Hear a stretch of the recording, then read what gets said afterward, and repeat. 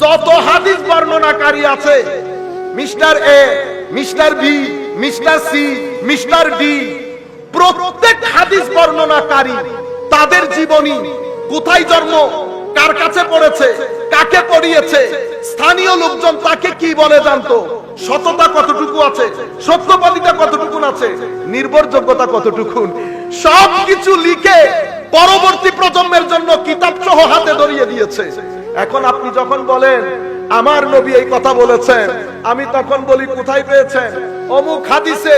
গেলাম সেই হাদিসে, বর্ণনাকারী কে কে আছে, এ বি সি ডি। এরপরে ইবনে হাজার আসকালানির মতো মুহাদ্দিস, ইমাম মিজ্জির মতো মুহাদ্দিসকে যখন আপনি জিজ্ঞেস করেন, হুজুর এদেরকে আপনি চিনেন? তো কিতাবের মধ্যে ঢোকো, পরিপূর্ণ বর্ণনা আছে।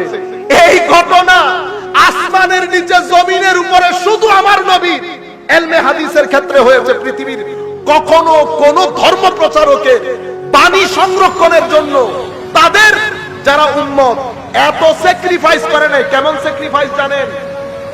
স্ত্রী পুত্র কন্যা ছেড়ে দিয়ে দেশের পর দেশ ঘুরেছে, এলাকার পর এলাকা ঘুরেছে।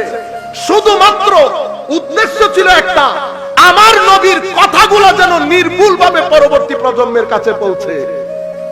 সেই কারণে তারা এত ফতোয়াবাজির মধ্যে ছিল না। কেন? ব্রেইন সার্বক্ষণিক গবেষণার মধ্যে থেকেছে। ফতোয়াবাজির কোন সুযোগ আছে? ঘুরতে ঘুরতে তো দিনই শেষ।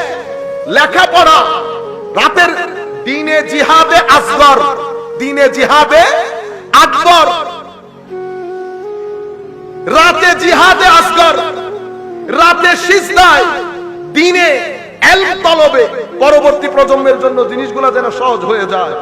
এই কাজ আমাদের আইমায়ে কেরাম শুধু হাদিসের ক্ষেত্রে করেছেন। কেন জানেন? কারণ আমার আল্লাহ আলেমদেরকে যে সম্মান দিয়েছেন এবং সাহেবুল ইলমকে আল্লাহ যে সম্মান দিয়েছেন, কি সম্মান? আমার আল্লাহ বলছেন, ইন্না নাহনু নাযালনা যিকর ওয়া ইন্না লাহু লাহাফিজুন। নিশ্চয়ই আমরা কুরআন অবতীর্ণ করেছি। মাওলা আমরা বললেন কেন? আমিও তো বলতে পারতেন। কোরআনের অসংখ্য জায়গায় আপনি বলেছেন নিশ্চয় আমি সৃষ্টি করেছি। এখানে আমরা হলো কেন? আমার উলামায়ে কেরাম যার যার জবাব দিয়েছেন তাফসীরের কিতাবের মধ্যে, সম্মান সূচক জালালিয়ত বোঝার জন্য এক বচন না ব্যবহার করে বহু বচন ব্যবহার করেছেন। এটা উলামায়ে কেরাম যার যার মতো করে উপস্থাপন করেছেন, প্রত্যেকেই হক। কিন্তু সেটাকে অন্যভাবে দেখারও সুযোগ আছে। উলামায়ে কেরাম দেখার পরে দরজা বন্ধ করে দেয় নাই, দরজা খোলা রেখেছেন। যেই কথা আমার নবী বলে যান নাই, সেই কথার দরজা কিয়ামত পর্যন্ত খোলা থাকে। কিয়ামত পর্যন্ত খোলা থাকে। মাওলাকে জিজ্ঞেস করলেন, মাওলা আমি না বলে আমরা বললেন কেন? জিবরিল একটু কষ্ট করেছে, সেজন্য জিবরিলকে সাথে নিলাম। সেটা আমি করি নাই তো, সেখানে জিবরিলও ছিল। তো জিবরিল যেহেতু আজিমুস শান কাজ সহযোগিতা করেছে, জিবরিলকে একটু সম্মানিত করার জন্য আমি না বলে আমরা বলেছি। আচ্ছা মাওলা এটা তো বুঝলাম, ওয়া ইন্না লাহু লাহাফিজুন, নিশ্চয় আমরা সংরক্ষণ করব। মাওলা আমরা বললেন কেন? তো আমরার মধ্যে প্রথমত আমার নবী আছে, নবীর সাহাবীরা আছে, তাবেঈনদের উলামায়ে কেরাম আছে। এভাবে কিয়ামত পর্যন্ত আমার নবীর উম্মতের যেই আলেমের মাধ্যমে ইলমের যেই শাখার খেদমত হবে, প্রত্যেক আলেম আমার এই ইন্নার মধ্যে অন্তর্ভুক্ত থাকবে। আমরা নিঃসন্দেহে বলতে পারি আজকে যার মজলিসে বসেছি উনিও আল্লাহর ওই ইন্নার মধ্যে অন্তর্ভুক্ত আছে। নিশ্চয় আমরা হেফাজত করব। তো এখন প্রতিষ্ঠান করে দিন হেফাজতের জন্য হুজুর আল্লামা আজিজুল হক আল কাদেরী রাহমাতুল্লাহি আলাইহি ওয়া নাফা'না বিউলুমিহি ফিদ দারাইন আমিন। উনি এই প্রতিষ্ঠান করেছেন বিল্ডিং বানানোর জন্য। বিল্ডিং না না না, উদ্দেশ্য কি ছিল হুজুর? উদ্দেশ্য হেফাজতে দ্বীন। তো যখন হেফাজতে দ্বীন উদ্দেশ্য হয়, আমার আল্লাহ বলছেন আসো তুমিও আমার ইন্নার চাদরের মধ্যে আবৃত হয়ে যাও।